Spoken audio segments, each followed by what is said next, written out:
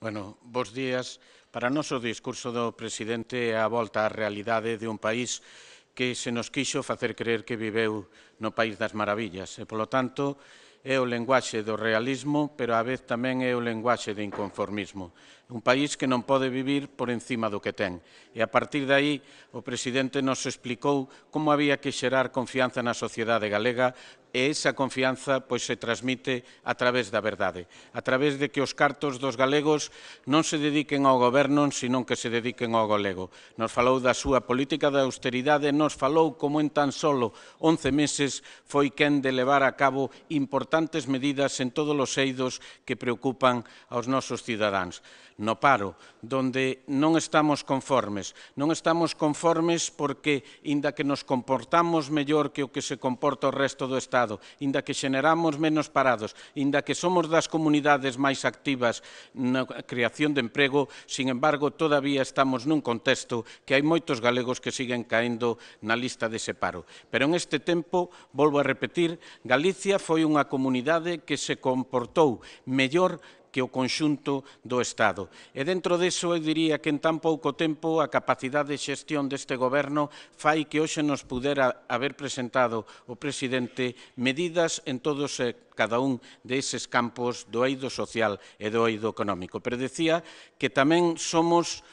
un partido que ten un presidente que é inconformista, que sabe facer autocrítica, que sabe decirlle aos galegos que sabemos que teñen problemas, que sabemos que hai moitas cousas que hai que mellorar, pero sobre todo tamén que temos un goberno e un presidente que ten ideas e que sabe plasmalas e leválas adiante. Hoxe, ni máis ni menos, nos presentaba un plan estratégico, nos presentaba máis de 25 plans para poder aplicar a cada un dos sectores que Galicia necesita. Nos presentaba 11 novas leis, nos presentaba 20 reformas legislativas. Iso plasma que é un goberno con iniciativa, un goberno con ideas e un goberno que se ocupa de todos e cada un dos galegos que están fora, dos galegos que están sufrindo nas lacra pois da súa familia o paro, pero tamén daba un mensaxe de esperanza para os autónomos, para os comerciantes, para a nosa industria textil, naval,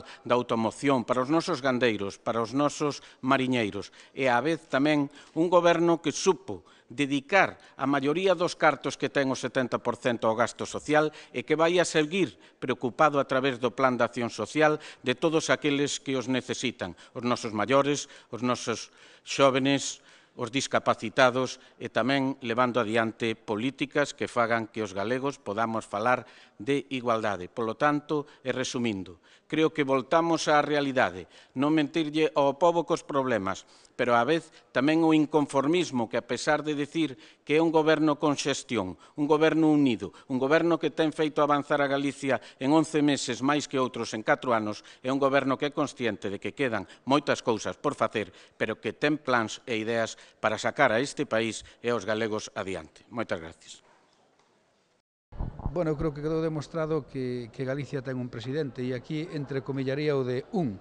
porque pasamos dunha situación en donde dúas persoas, ninguna delas sabía como dirixir este país, a unha persona que ten claro o que debe facerse en Galicia e este discurso me parece que é un exemplo moi significativo nese terreo, non? Por outra parte, eu creo que é un discurso necesario e oportuno. Necesario e oportuno desde o punto de vista do seu contido e tamén desde o punto de vista no momento en que ten lugar este debate, no momento en donde España e Galicia está inmersa nunha fonda crise económica, pero é apreciable a través deste discurso que existen formas diferentes de gobernar, que existen formas que dentro das situacións de dificultade que ninguén negou, o propio presidente non as negou, máis ben ao contrario, podense poñer riba da mesa mecanismos para salir dela e aí creo que o presidente de Galicia, Alberto Núñez Feijóo, enumerou toda unha serie de actuacións que durante este último ano se levaron a cabo por parte do seu goberno e que propiciaron que nós estiveramos nunha situación menos mala do que está o resto do país. E ao mesmo tempo creo que quedou perfectamente definido e clarificado que é o que se quere facer de cara ao futuro a través dos distintos plans dentro das distintas áreas de acción e sobre todo, e para rematar, a mí parece que o feito máis salientable é que de unha vez por todas amosou que hai un goberno e un presidente que está a traballar para Galicia e non está a traballar para sí, está a traballar para mellorar as condicións de vida das galegas e dos galegos desde posicións de austeridade, que cumple co que di, que isto é moi importante, que as promesas electorais non son só promesas electorales, senón que forman parte dese contrato que Alberto Núñez ten definido e, polo tanto, creo que estamos nun momento de ilusión, nun momento de realismo, que quedou demostrado a través deste discurso, pero nun momento de ilusión, porque co esforzo de todas as galegas e de todos os galegos, pero tamén con esa mau firme e con ese esquema de traballo perfectamente definido para o futuro, Galicia vai a salir adiante e vai a salir desta fonda crisis na que estamos metidos neste momento. Bueno, pues asistimos neste caso a este debate do Estado de Autonomía, donde podemos comprobar nesa concreta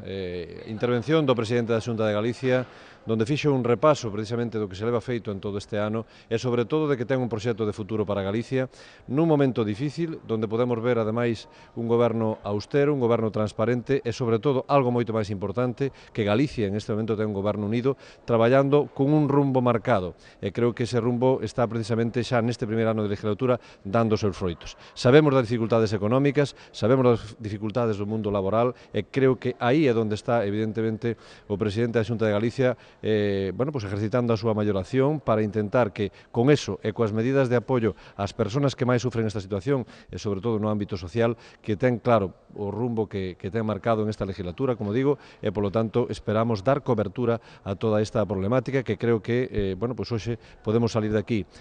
tremendamente optimistas ante un goberno e sobre todo un presidente que ten as ideas moi claras para cos galegos e para con Galicia. Bueno, pois eu vin que foi un discurso serio, riguroso, que se fixe un balance do que foi este ano a Xunta de Galicia, de como se encontrou a Xunta de Galicia a Administración Autonómica cando se fixo cargo dela e un pouco de cal vai a ser a súa actuación durante o vindeiro ano. Creo que, como dixen, unha aposta en escea da situación actual con unha rigurosidade como acostumbra a facelo o presidente da Xunta.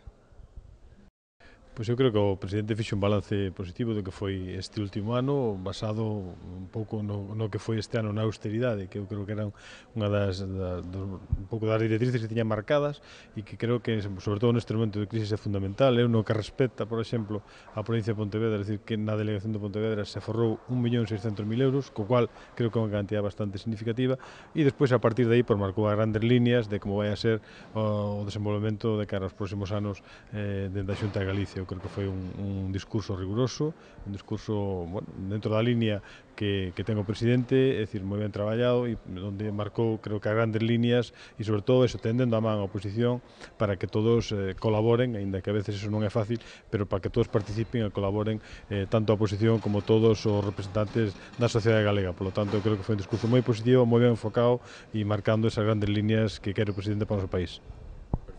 Bueno, yo creo que ha sido un magnífico discurso, un discurso que demuestra que el presidente de la Xunta conoce los problemas de los gallegos, ha planteado también soluciones importantes a la crisis económica, soluciones que pueden contribuir a los sectores económicos más importantes de Galicia, y a mí como ferrolano me gustaría hacer una referencia al sector de naval, que lo ha planteado perfectamente el presidente, puesto que en los próximos meses nos vamos a jugar el levantamiento del veto a los astilleros ferrolanos para poder seguir construyendo y reparando buques como lo hemos hecho en toda nuestra historia.